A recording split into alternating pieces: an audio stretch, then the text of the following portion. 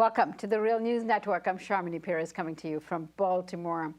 Democratic Party debate on Tuesday night is the topic of our next discussion. Joining me for that from Washington, D.C. is Robert Weissman. Robert is the president of Public Citizen and a staunch public interest advocate and activist, as well as an expert on corporate and government accountability. Robert, thank you for joining me. It's great to be with you. Robert, let me get you first take on the debate last night. I think one of the interesting things about the debate was the extent to which the whole conversation has been pulled to the left. I think that's in large part due to the Sanders campaign, but also because of what the party base is demanding. It's, of course, it's traditional for the Democratic candidates to be pulled a little bit to the left in the course of the primaries.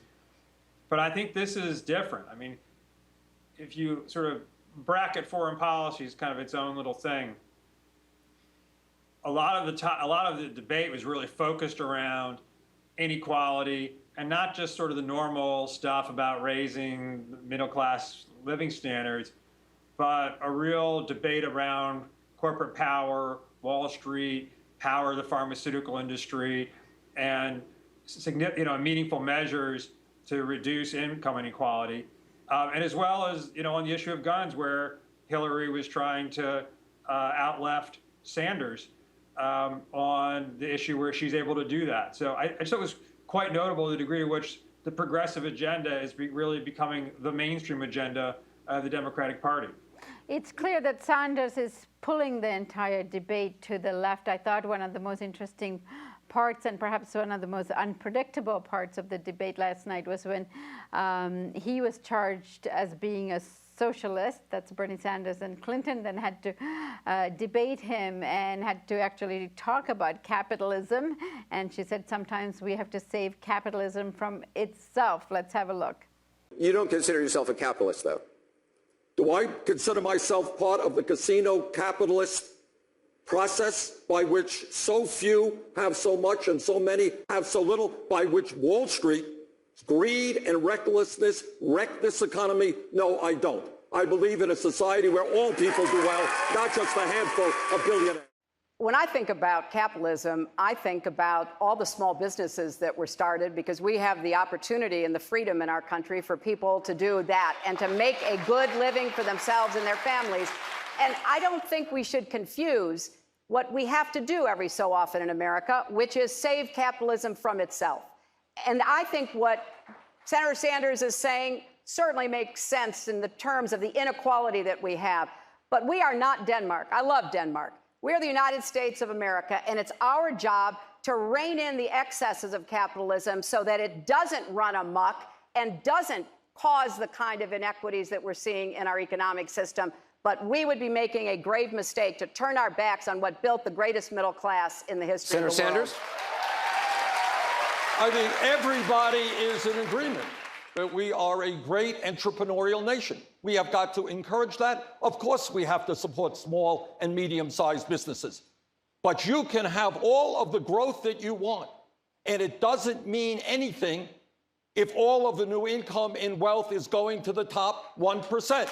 So what we need to do is support small and medium businesses, the backbone of our economy, but we have to make sure that every family in this country gets a fair shake. We're just a billion.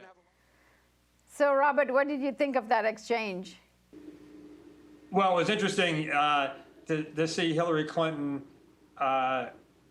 defending the capitalist cause, but saying she's only doing it in the context of recognizing the inherent instability, the excesses of Wall Street, and the need to have sort of built-in restraints around what Wall Street and giant corporations do. It's not really dissimilar to what Sanders might have said, except that he embraces the democratic socialist label.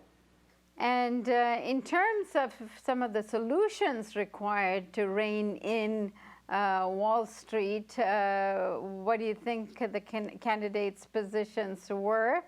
And do you think it will stick once they're in office?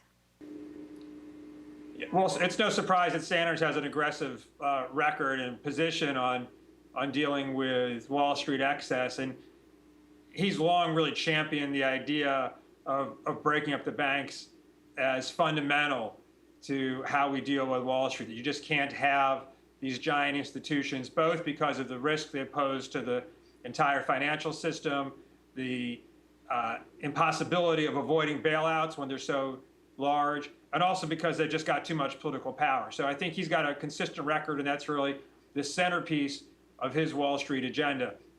And Clinton has put out a pretty decent agenda, including some language that suggests intending to criminally prosecute Wall Street wrongdoers, not just the companies, but the executives, which would be very important if she were president and actually followed up. But she doesn't have a position in favor of breaking up the banks. And you saw that division come out. O'Malley was really the one who tried to underscore that distinction. The debate kind of devolved into a weird thing where she said she was going after giant financial institutions that aren't banks, which is a little bit kind of a separate issue, really, than what O'Malley and Sanders were talking about, and a little bit of her effort to muddy it up. You know, when she said her platform was tougher on Wall Street than Sanders, I think he rightfully met that with a chuckle. But it's not the case that hers is weak, and it's much more aggressive than we might have expected from Hillary Clinton 6 or 9 months ago. Robert, from the public citizen's point of view, Sanders' position on reining in Wall Street, do you think it is a stronger position than that of Clinton? Well, I think the Sanders position is plainly tougher than the Clinton position. Again, as I said, there's quite a bit of good stuff in the Clinton platform. But if there's one single most important thing to do to try to rein in Wall Street power, it is to break up the giant financial institutions for the reasons that I mentioned before. They are too big to manage.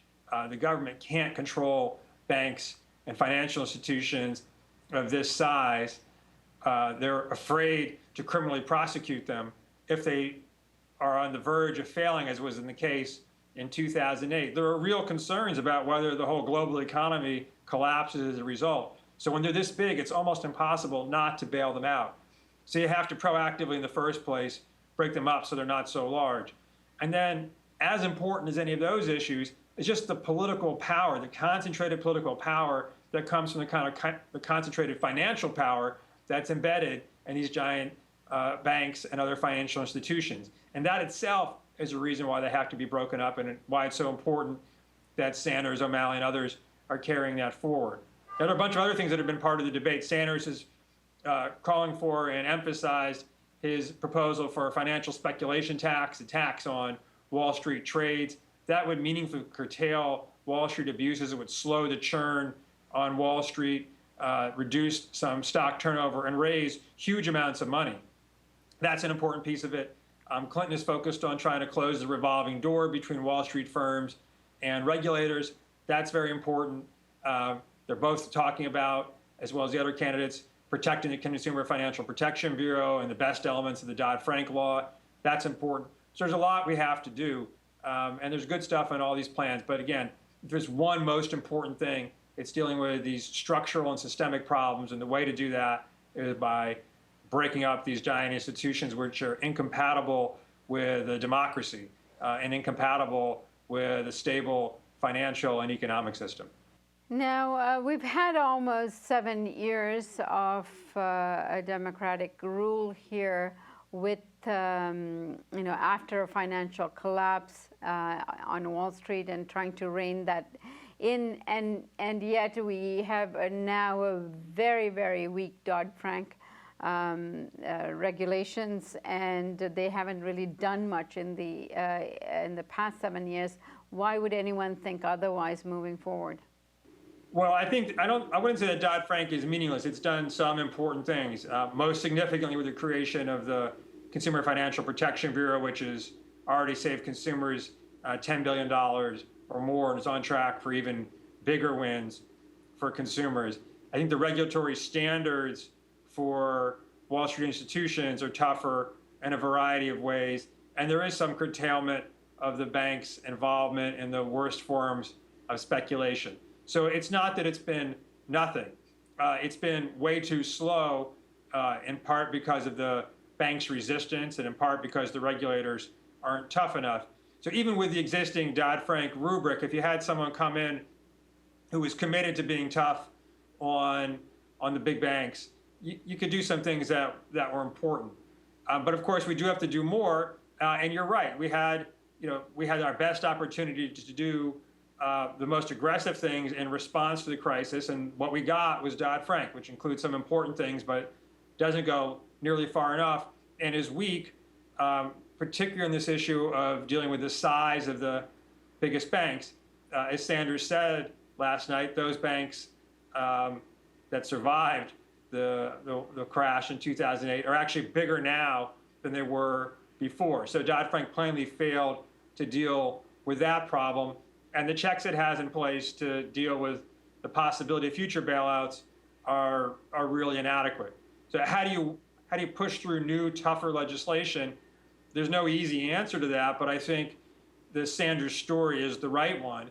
It can't just be business as usual. If it's business as usual, well, we know how the Congress works and who the members of Congress feel they owe their allegiance to. There has to be a real mobilization of people, and if that's the case, then we can win some important things. It wasn't like the banks willingly accepted Dodd-Frank. That had to be imposed on them, and it was imposed on them in part because of organized efforts on the outside, and in part because even in the absence of a really effectively organized population, people were so outraged that legislators had to do something.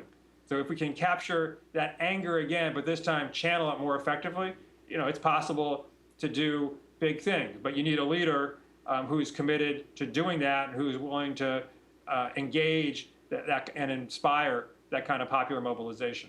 Robert Weissman with Public Citizen, thank you so much for joining us today. Great to be with you. And thank you for joining us on the Real News Network.